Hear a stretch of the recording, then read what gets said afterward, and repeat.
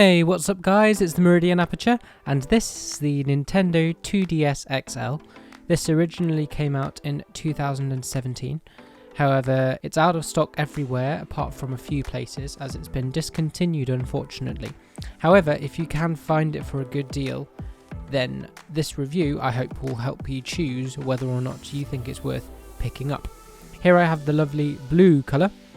For the design we have a blue plastic ring going around the outside. In typical Nintendo fashion it's all plastic. We have a textured plastic finish on the top, which feels kind of odd if you run your finger over it. And we have a Nintendo logo in the bottom right. On the front we have our power button, headphone jack,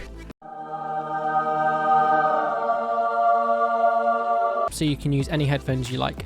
There are Bluetooth adapters you can buy, however, which you plug into there, and that will provide you a connection so you can you can connect any Bluetooth headphones you want to use. Our stylus slot, which of course has a stylus, although in this device it's rather small, which I wish it was larger. We have our speakers on either side, dual speaker setup. We have our indicator icons on the right hand side, and then we have our game slot and microSD slot. This comes with a pre-installed 4GB microSD card in there.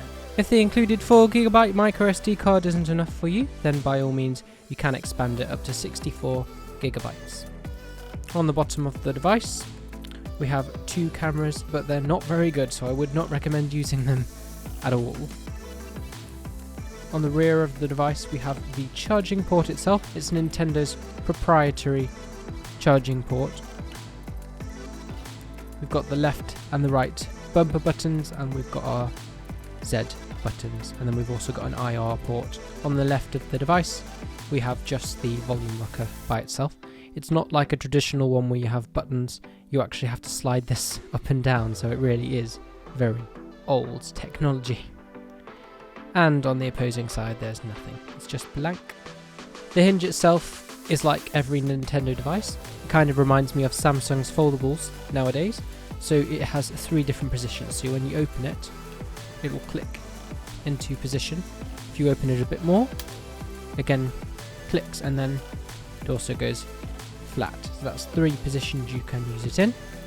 On the bottom here we have our joystick and D-pad, as well as the home button at the bottom. Then we have our scrub wheel, our A, X, Y and B buttons, the start and the select buttons on the bottom. So then the main event of this device, which is the displays. At the top we have a 4.88 inch LCD display with a resolution of 800 by 240 pixels.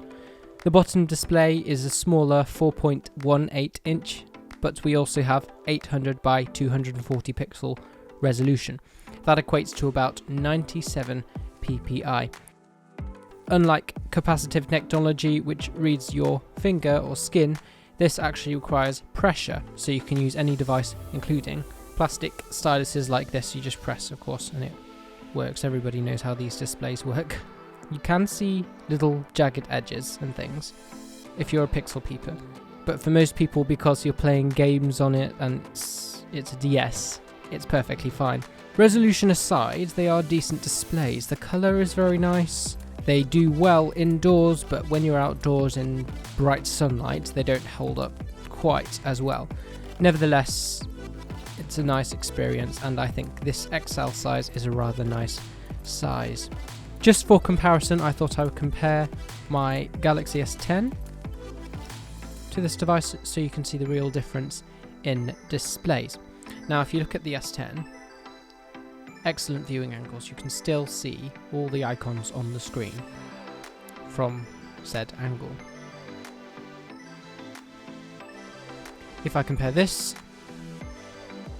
everything gets a bit washed out as you go off angle, and it's clearly not a laminated display, as you can see all the reflections from my skylights, but the viewing angles aren't very good. But I suppose that's a benefit for those of you who want privacy when you're playing games. Inside, for the GPU, we have a 804 MHz ARM11 MP core quad-core GPU. That leads to pretty nice gaming performance on this device. The games it runs are not incredibly demanding. But if you have any games which include 3DS games, 2DS games, or even original DS games, they will work on here. We also have a 4-core VPFv2 coprocessor with 256 megabytes of RAM, 10 megabytes of VRAM. That doesn't sound like very much, but considering you're not pushing very much graphically and you're not running at a very high resolution, it doesn't really need that much VRAM, so this does just fine. And I never have any game crashes or anything on it. It's very reliable and clearly highly optimized. In terms of the speakers on this device, they do get quite loud. Just loud enough for you to be able to talk over people when you're playing with friends, I suppose. There's a good amount of bass. It does lack a bit in the treble, however.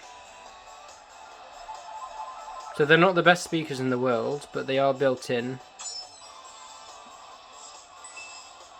And they do allow for a pretty nice gaming experience.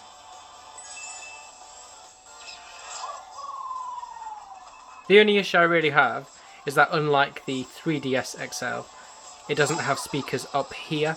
They're down here at the bottom, which means when you're holding it like this, you block the speakers, so your hands do get in the way a bit. But that's the only real complaint I have.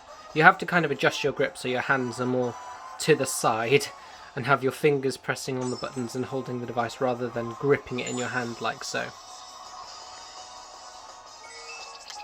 The battery on this is 1300 milliamps, and considering it's powering a low power display, although the displays are not tiny, battery life is fine.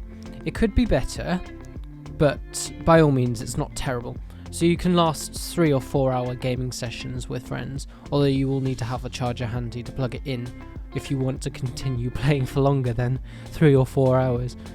But it's going to give you enough time, I suppose, to play a decent gaming session with friends. That is if your friends also have DSs. It does have built-in NFC support, so if you have amiibos and you want to play those sorts of games on here, then you can. You place them onto the screen itself and it will read that you have the character there to use in game.